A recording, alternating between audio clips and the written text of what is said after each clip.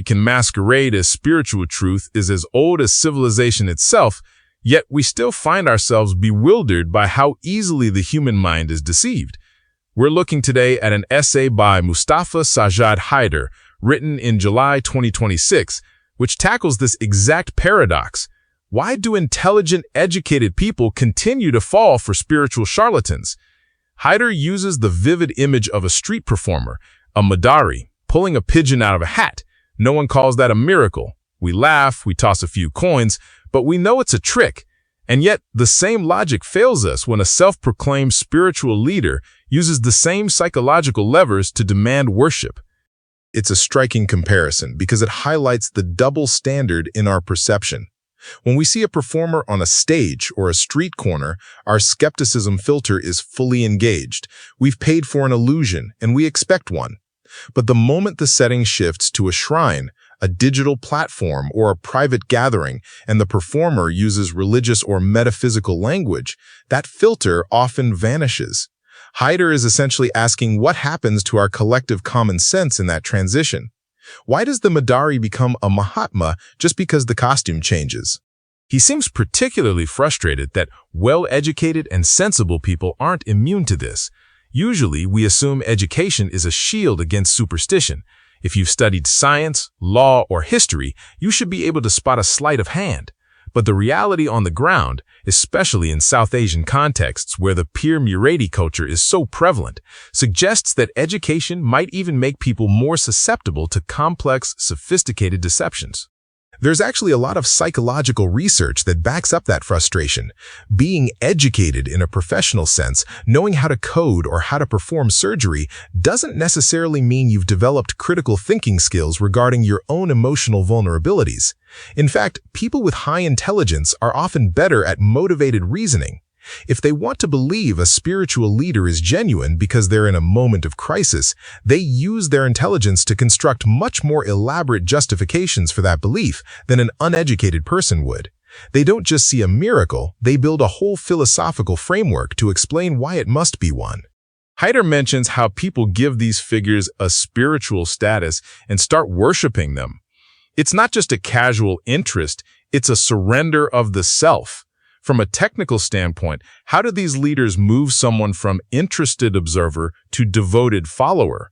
Is it all just tricks, or is there a deeper manipulation of the social environment? It's a multi-layered process. It starts with what social psychologists call love bombing, creating an environment of intense acceptance and community. But the technical magic Haider talks about is the hook. Think about the stadium healers or Amils who claim to know things about a person's past or health without being told. Often it's cold reading, a technique where you use high-probability guesses and watch for subtle physical cues to refine your prophecy. Or hot reading, where information is gathered beforehand through social media or plant followers in the crowd. When a leader tells you the name of your deceased aunt, your brain experiences a massive dopamine hit. The rational mind shuts down, and the spiritual interpretation takes over. And that leads back to Haider's point about the pigeon in the hat. If a magician did that, you'd think he's a good researcher. But if a peer does it, it's taken as a sign from the divine. It's almost as if the sacredness of the subject matter makes it feel off-limits for questioning. People feel that doubting the leader is equivalent to doubting God or the spiritual path itself. That's the spiritual abuse component. Many of these figures explicitly teach that thinking is the enemy of faith. They frame critical questions as whispers of the devil or signs of a darkened heart.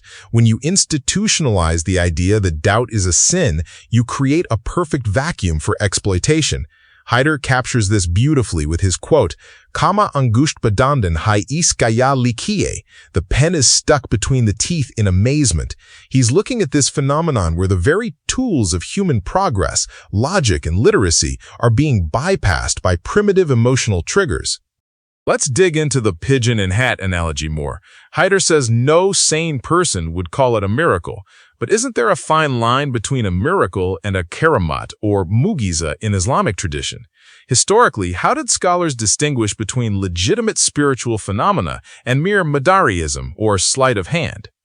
That is a central debate in Islamic philosophy.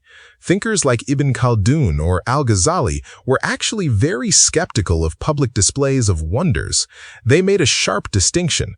A true miracle is meant to serve a divine purpose, often to validate a prophet's message, and it's usually accompanied by a life of impeccable character. The Madari, on the other hand, performs for dad, praise, and pockets. Haider notes that people might empty their pockets for a trick, but they shouldn't lose their minds. The classical tradition warns that istidraj, a deceptive increase in worldly success or apparent powers, can be a test from God and a sign of spiritual ruin rather than growth. If the person performing the wonder isn't following basic moral and ethical standards, the wonder itself is irrelevant. Yet we see the opposite. We see leaders with massive wealth, questionable ethics, and even reports of abuse, yet their followers' numbers only grow. Haider is sitting there scratching his head, wondering why. Is it perhaps that in an increasingly uncertain world, the certainty these charlatans provide is more valuable to people than the truth? Exactly. We live in an era of cognitive overload. Whether it's economic instability or the constant noise of digital life, people are exhausted. Thinking is hard. Being responsible for your own spiritual and material fate is terrifying. A charlatan offers a shortcut. They say, give me your agency, follow these specific rituals, and I will fix your marriage, your debt, and your afterlife. It's the ultimate marketing funnel, as some critics call it. They aren't selling spirituality, they're selling a relief from the burden of choice. Even for an educated person, that's an incredibly seductive product. There's also the social aspect. If everyone around you, your family, your social circle, regards someone as a saint, it takes immense courage to be the one who says, wait, that's just a pigeon in a hat. The cost of being right can be social isolation. Haider's essay feels like a plea for that courage, but he admits he's scratching his head. It's as if he's reached a dead end in understanding the human capacity for self-deception. It's a very honest admission. He's essentially saying that logic has its limits. You can explain the how, the cold reading, the psychological grooming, the groupthink, but the why remains a mystery of the human soul. Why do we want to be fooled? There's a comfort in the mystery. If the world is just cause and effect, it's cold. If a man can pull a pigeon out of a hat and it means I'm special and God is watching me, then the world feels magical again. People are trading their rationality for a sense of enchantment. But the trade is rarely fair.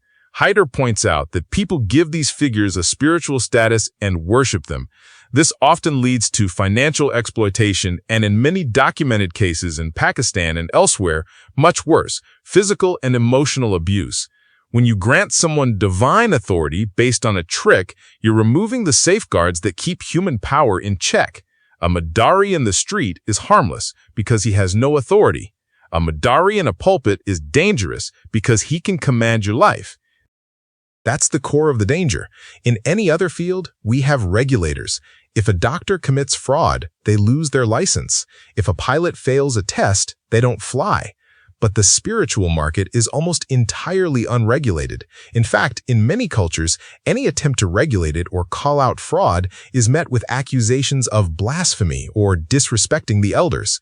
This sacred shield allows the most predatory individuals to operate with total impunity.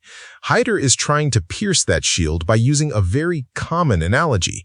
He's trying to bring the conversation back down to the level of the street performer to remind us that a trick is a trick, regardless of who performs it. It's interesting he mentions talking, batin banana koyom nahi hai. He's targeting the eloquence of these leaders. Often, it's not even a physical trick, it's just a sleight of word. They use complex, rhythmic language, quote, scriptures out of context, and weave stories that put a veil over people's intellect. If someone sounds sufficiently deep and confusing, we often mistake that for wisdom. Linguistic manipulation is a huge part of the toolkit. In many South Asian languages, including Urdu, which Haider is writing in, there's a tradition of adab and sukhan, the art of speech. Charlatans tap into that. They use jargon that sounds spiritual but is functionally empty. It's what philosophers call deepities, statements that seem profound but are either trivially true or completely meaningless when analyzed. The light within you is the shadow of the unseen. It sounds beautiful, but what does it actually mean? If you can't explain it, you assume the teacher is on a level you can't reach yet. It's a way of maintaining the knowledge gap that keeps the follower dependent. And Haider's reaction, Kama Angush Badandan, reflects the silence of the intellectual class. When speech is so thoroughly corrupted by these word merchants, what can a writer do? He's essentially pointing to the poverty of language when faced with such widespread voluntary delusion. He's asking, is there anyone who can shed light on this, almost as a challenge to the listeners? The light has to be a return to the basics. Haider's own analogy is the answer. We need to stop looking for shortcuts to the divine and start looking at the fruits of a person's character. If a leader's miracles don't lead to more compassion, more justice, and more personal freedom for the followers, then they are just pigeons in a hat. A true teacher should empower you to think for yourself, not make you dependent on their supernatural interventions. The Madari wants your coins and your applause. A true guide wants your growth. It's also a reminder that intelligence isn't just about what you know, but how you apply your doubt. We live in a time where we're told to trust our gut, but the gut is easily manipulated by a good storyteller.